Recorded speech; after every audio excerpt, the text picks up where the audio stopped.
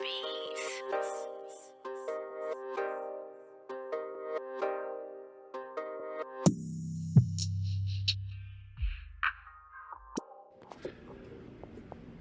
What's up, YouTube? This is your boy Junior, aka Smoking Guns, out here in Tucson, Arizona, representing the Ultimate Fight Club. This channel is bringing you all of the latest content regarding MMA and boxing news that is out, okay? So what today's video is, we're going to be coming up with UFC 230, Daniel Cormier versus Derrick Lewis, okay? And this was a big fight for a lot of people. I was actually looking forward to the fight card. I knew it was going to be pretty entertaining. Some of the preliminary fights I wasn't really looking forward to, but then when I actually looked at the actual main event fight card, I was like, okay, we'll see what's gonna happen. And I was actually pretty disappointed because Luke Rockhold had pulled out of the fight with an injury.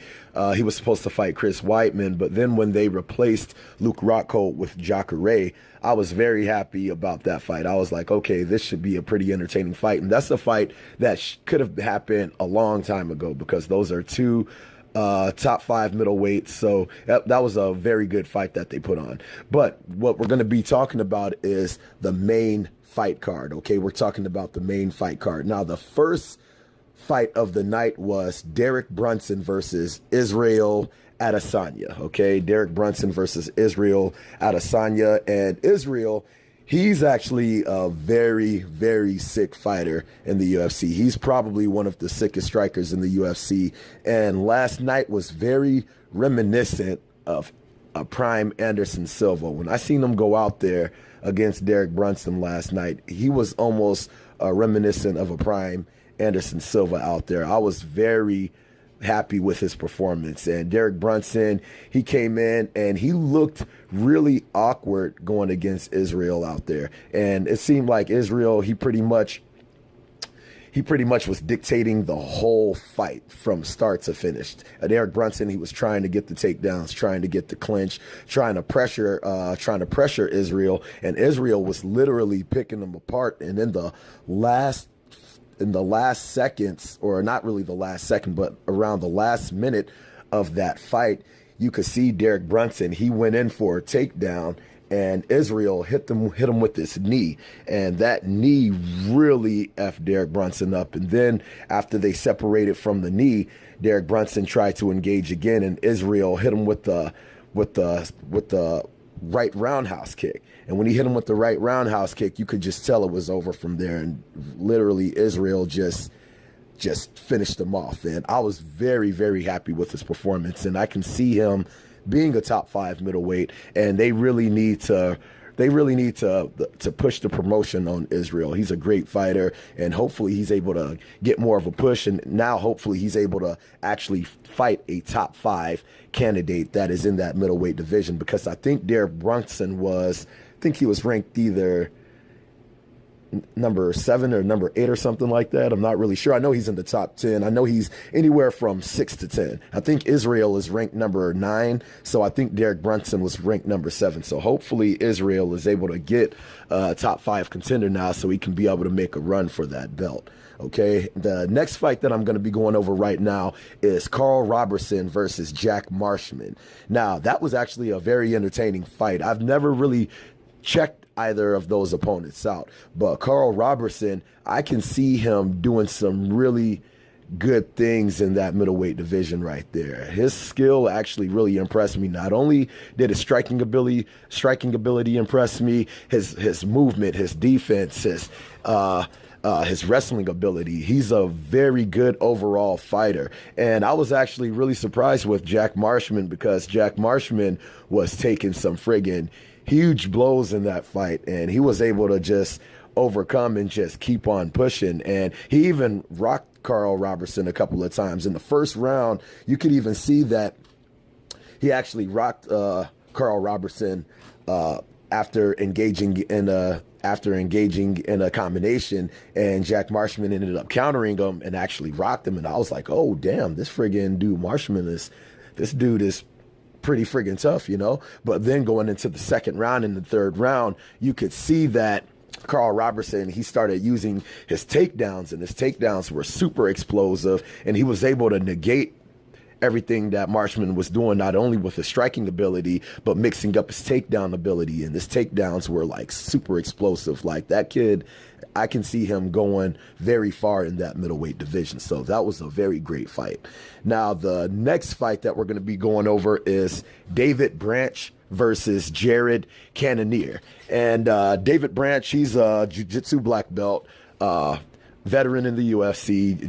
Jared Cannoneer, this was his first fight in that middleweight division. It almost seemed like this whole fight card was like a friggin' middleweight division type of fight card. Like every damn fight on the damn main card was a friggin' middleweight fight besides the main event with DC and Derrick Lewis. But David Branch, I knew a lot about him going into the fight. Jared Cannoneer, I really didn't know anything about that guy going into the fight. I know he's had a few fights in the UFC, but I never really checked him out like that. So this was the first time I was able to really check him out. And checking him out, I was actually super surprised by how he was able to negate David Branch's grappling ability, because David Branch, he's an excellent grappler, and he was able to get the takedowns in the first round. And Jared Cannoneer, he was really able to negate everything that David Branch was doing. Even when David Branch took him down in the first round and almost had his back, and Jared Cannoneer was still able to negate that, able to fight it off, able to get back up. And it was a very, very interesting little matchup. And then going into the second round, Cannoneer, he just came out aggressive on David Branch. And David Branch, he still tried to go for the shots on him, and Branch ended up just friggin' hitting him with this right hand, blasted, or not David Branch, but Jared Cannoneer ended up blasting David Branch with this right hand, and I was like, oh, damn, knocked David Branch down. And, dude, Jared Cannoneer's ground and pound looked friggin' crazy vicious. I was like, damn. But Jared Cannoneer, that was a very entertaining fighter right there. Hats off to him for defeating David Branch. And, yeah, it seems like the middleweight division's actually coming along, because that was a really, really good fight. Now, the next fight, the co-main event, Chris Weidman versus Ronaldo Souza, however you say his name. Jacare, I just call him Jacare. I always be jacking up his last name. But Chris Weidman versus Jacare, that was actually a really good fight. That was super back and forth all 3 rounds. It was kind of really hard to see who would have got it decisively going into that 3rd round if Jacare didn't knock his ass out. Chris Weidman, I gave Chris Weidman the 1st round easily. He was able to friggin' Jacare was doing really good, trying to, use his jab. He was actually using really good head movement, but Chris Weidman was really getting the better of the exchanges with the punches and the striking like that. And going into the second round really could have went either way. It was almost kind of like the first round, but Jacare was really utilizing his head movement a lot, really getting off a lot more shots. He looked a lot better in that second round than he did in the first round. So the second round could have really been a toss-up. I would kind of give it to Jacare, just for the simple fact is I think his striking, he was landing the more effective strikes going into that second round. And then in the third round, it was more or less the same.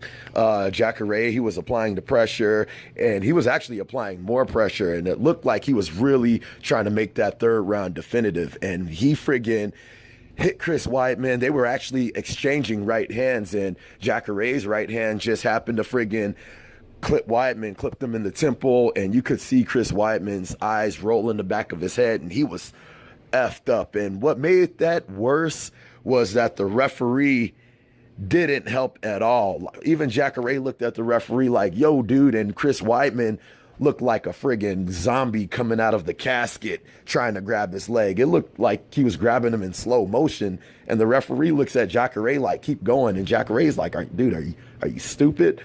But, Jacare did a great job, and I actually give Jacare a lot of props for not blasting on Chris Weidman, because a lot of dudes, when that would happen, they would just go in, blast the dude some more with some hard-ass, unanswered blows, and end up effing them up even worse, So I give Jacare a lot of credit for not blasting on Chris Weidman like he could have, you know. So that was a great fight, and congratulations to Jacare on that fight for getting that win, because that's really going to keep him in that upper echelon in the middleweight division.